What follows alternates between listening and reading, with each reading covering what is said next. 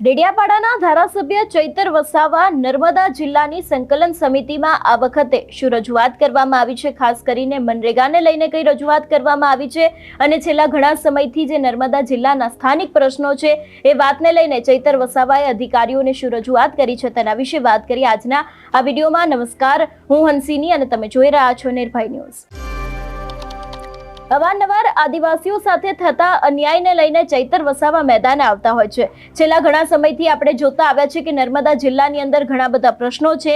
એવામાં ખાસ કરીને હવે જ્યારે નર્મદા જિલ્લાની સંકલન સમિતિની બેઠક થઈ હતી એની જ અંદર આપ નેતા ચૈતર વસાવાએ મનરેગા યોજનામાં રોજગારી સત્વરે શરૂ કરવામાં આવે એ બાબતને લઈને રજૂઆત કરી છે। એટલું જ નહીં, કરજણ નદી પરના પુલ બંધ જતા જે વાહનો છે એ લોકોને પણ અત્યારે હાર ક્યાંક ને ક્યાંક ફરી એક વખત શરૂ કરવામાં આવે, મોટા વાહનો અવરજવર શરૂ કરવામાં આવે એવી પણ વાત તેમના દ્વારા કરવામાં આવી છે। ખાસ કરીને જે પ્રોજેક્ટ છે ઘણા બધા સાપુતારાથી સ્ટેચ્યુ ઓફ યુનિટીના ગ્રીન કોરિડોર માટે 14 ગ્રામ સભા દ્વારા ભેગી કરવામાં આવેલી જે તારીખો છે 16, 17, 18ના રોજ અસંમતિ દર્શાવી હતી, તો આ પ્રોજેક્ટ પણ રદ કરવામાં આવે એવી પણ વાત ચૈતર વસાવા દ્વારા કરવામાં આવી છે। વધુમાં આ વિષયને લઈને તેમના દ્વારા શું કહેવામાં આવ્યું છે, સાંભળીએ। જિલ્લા કલેક્ટર શ્રી નર્મદાની અધ્યક્ષતામાં આજે સંકલન એવં ફરિયાદ નિવારણની બેઠક મળી। એમાં પદાધિકારી તરીકે જિલ્લા પ્રમુખશ્રી અને અમે હાજર રહ્યા, સાથે તમામ શાખા અધિકારીઓ, જિલ્લાના ડીડીઓ, ડીસીએફ અને પોલીસ અધિકારીઓ સહિત નિયામકશ્રી સહિતની જિલ્લાની પ્રજાની જે સુખાકારી યોજનાઓ છે એની અમલીકરણ બાબતોની ચર્ચા થઈ। ખાસ કરીને મનરેગા યોજના જે રોજગારી પૂરી પાડવાની છે ત્યારે એ હજુ સુધી ચાલુ નથી, સત્વરે એ ચાલુ કરવામાં આવે એ બાબતનો અમારો પ્રશ્ન હતો। અને બીજી કે જે અંકલેશ્વર અને ડેડિયાપાડાને જોડતો નેશનલ હાઈવે છે ત્યાં કરજણ નદી પર જે એંગલ મારીને વાહનો માટે બંધ કરવામાં આવ્યો છે, ત્યારે બસ સુવિધાઓ અને માર્કેટમાં જતા વાહનો માટે એ એંગલ હટાવીને સુવિધાઓ ચાલુ કરવા માટેની આજે વહીવટીતંત્રને અમે રજૂઆત કરી છે। એ જ પ્રકારે સાપુતારાથી લઈને સ્ટેચ્યુ ઓફ યુનિટીને જોડતો જે ગ્રીન કોરિડોર બની રહ્યો છે એમાં 19 જેટલી ગ્રામ પંચાયતોના ગામોની જમીનો સંપાદિત થવાની છે।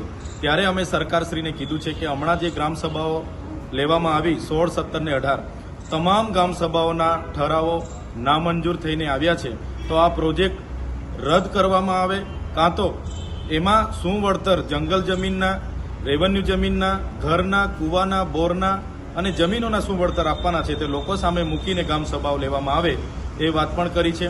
એ જ પ્રકારે અંકલેશ્વરથી એકતાનગરને જોડતો હાઈ સ્પીડ હાઈવે બનવાનો છે, ત્યારે આ હાઈ સ્પીડ કોરિડોરમાં જે 15 જેટલા ગામોની જમીન સંપાદિત થવાની છે એની પણ અમે માહિતી લીધી છે। અને એમાં પણ જે જમીનો સંપાદિત થવાની છે એનો ડીપીઆર પ્લાન પહેલાં તો આ ગામના લોકોને આપવામાં આવે અને ડીપીઆર પ્લાનમાં એમની જમીનના બદલામાં શું આપવા માંગો છો, ઘર, કૂવા અને તમામ બાબતો જે ઝાડ આવે, બોર આવે એના શું વળતર આપવાના છો એની પણ હમણાં ચોખવટ કરવામાં આવે એની અમે માંગ કરી છે। એ જ પ્રકારે વન વિભાગ દ્વારા હમણાં મોસદાથી ડુંખલનો રોડનું કામ બંધ કરાવવામાં આવ્યું છે। એ જ પ્રકારે ગાળદાથી ખામનું કામ બંધ કરવામાં આવ્યું છે। એ જ પ્રકારે ફુલસરથી દુથરના રોડના અને બીજા ઘણા રોડોના કામો બંધ કરાવવામાં આવ્યા છે। ત્યારે રિસરફેસિંગ માટે કોઈ પણ એફસીએની કોઈ મંજૂરીની જરૂર ન હોવા છતાં વન વિભાગ પોતાના મનમાનીથી આ રોડોના કામો બંધ કરાવે છે, ત્યારે એ પુનઃ તાત્કાલિક ધોરણે ચાલુ થાય એ પણ અમે વાતો મૂકી છે। એ જ પ્રકારે બીજા લોકહિતના ઘણા પ્રશ્નો આજની જિલ્લા પંચાયત સંકલનમાં અમે ચર્ચામાં મૂક્યા હતા અને તમામ લોકોએ આમાં ચર્ચામાં ભાગ લીધો। અને વહીવટીતંત્ર જે પણ ગુજરાત પેટર્ન હોય કે બીજા આયોજનો હોય કે બીજી તમામ લોકોની શું ડિમાન્ડ છે એ પ્રકારના આયોજન થાય, એ કામો મંજૂર થાય એની પણ અમે આજે વાત મૂકી છે। બીજું કે જે વડાપ્રધાન શ્રીના કાર્યક્રમો થયા કેવડિયામાં અને ડેડિયાપાડામાં, ત્યારે બિરસા મુંડા જયંતિનો કાર્યક્રમ તો અમે પણ કર્યો છે, ત્યારે વડાપ્રધાન શ્રીના કાર્યક્રમોમાં જે પણ ખર્ચાઓ થયા એની ડિટેલમાં માહિતી અમે ગત જિલ્લા સંકલનમાં પણ માગી હતી અને આ સંકલનમાં માનનીય કલેક્ટર સાહેબે અમને 30 તારીખ સુધીમાં એ માહિતી મળી જશે એવી આશ્વાસન અને બાહેધરી આપી છે। સાથે ગરુડેશ્વર જે ગામ છે ત્યાં આગળના કલેક્ટરશ્રીએ અધિકારીઓને પ્લોટ ફાળવણી કરીને આપ્યા હતા, એમાં કેટલાક અધિકારીઓ પોતાના પ્લોટ પર બાંધેલા મકાનો હોમ સ્ટે માટે ચલાવે છે એવી માહિતી પણ અમને મળી છે। કેટલાક અધિકારીઓ શરત ભંગ કર્યા છે એવી માહિતીઓ પણ અમને મળી છે.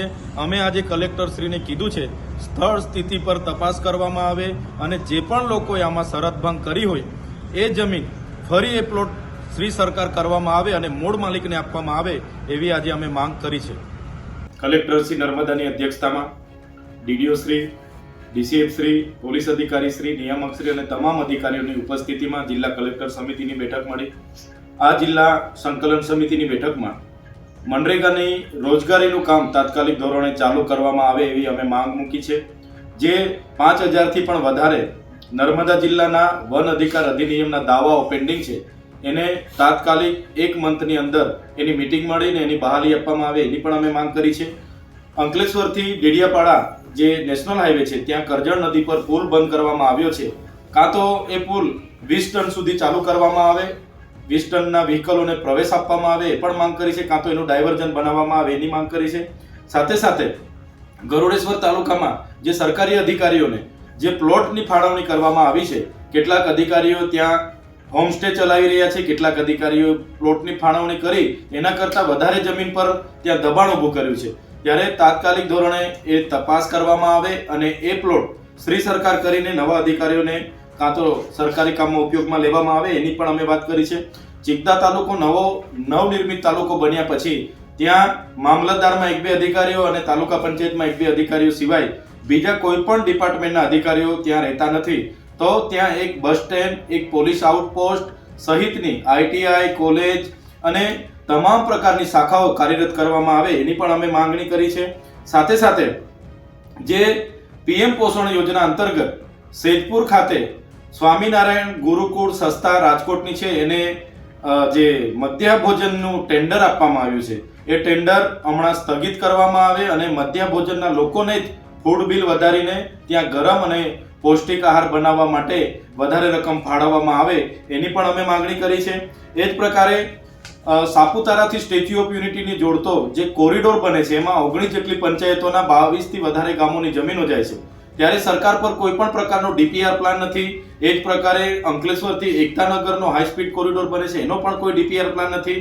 ત્યારે સરકારશ્રીને અમે કીધું છે ડેડિયાપાડાની, સાગબારાની તમામ ગ્રામ પંચાયતોની ગ્રામ સભાઓ અસહમતના ઠરાવો આપ્યા છે. ત્યારે ત્યાં આ પ્રોજેક્ટ સ્થગિત કરવામાં આવે અને લોકોને શું તમે ડીપીઆર પ્લાન મુજબ શું વળતર આપવા માંગો છો એની લોકો સાથે ચોખવટ કરીને ફરી ગ્રામ સભાઓ બોલાવીને લોકોની સહમતિ હશે તો જ આ પ્રોજેક્ટ મંજૂર કરવામાં આવે એની અમે માંગ કરી છે. ત્યારે વહીવટીતંત્ર અને કલેક્ટર શ્રીએ અમને આશ્વાસન અને બાહેધરી આપી છે કે આમાં તમને બધાને વિશ્વાસમાં લઈને અમે આગળ કાર્યવાહી કરીશું એવું કીધું છે. બીજું ખાસ કે અમે ગત જિલ્લા સંકલન નવેમ્બરની જે જિલ્લા સંકલન હતું એમાં માનનીય વડાપ્રધાન શ્રીના કેવડિયા ખાતેના કાર્યક્રમમાં અને ડેડિયાપાડા ખાતે બિરસા મુંડાજીની ગૌરવ સંમેલન મળ્યું ત્યારે એના ખર્ચાની બાબતોની વિગતો માંગી છે. ત્યારે અમને 2-3 વિભાગોએ જ વિગતો આપી છે. ત્યારે એ વિગતો માનનીય કલેક્ટર સાહેબને અમે કીધું કે અમે એ જનતાના પૈસા છે અને કરોડો રૂપિયાના જે તાઇફાઓ થયા છે એની વિગતો અમને જોઈશે. તો કલેક્ટર શ્રીએ મને 30 તારીખ સુધી તમામ વિભાગોએ કરેલા કરોડોના ખર્ચાની વિગતો આપવાનું મને બાહેધરી આપી છે. હવે અમે જોઈએ છે જો આમ નહીં થશે, અમારી રજૂઆતોને જો ધ્યાને નહીં લેવામાં આવશે તો કોરિડોરોનો પણ વિરોધ થશે અને જે ખર્ચાઓ થયા છે એની સામે અમે કોર્ટમાં પણ જઈશું. જે આદિવાસીઓના વિકાસની ગ્રાન્ટો આ રીતના વપરાય છે એની સામે પણ અમે વિરોધ નોંધાવીશું.